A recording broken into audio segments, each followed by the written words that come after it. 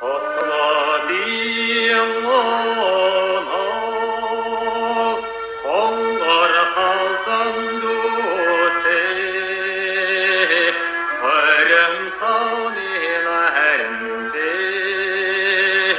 kahın tabi katsanda, arrogan güiş, arvakari gorosik, altada güyemavana, okşun hahın tavu hey.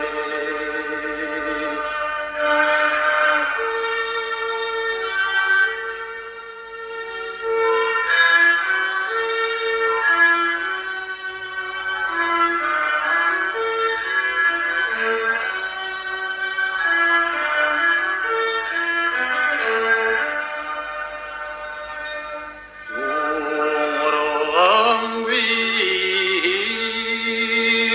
doğari gorosik, doğde halvanlar, okşun hahın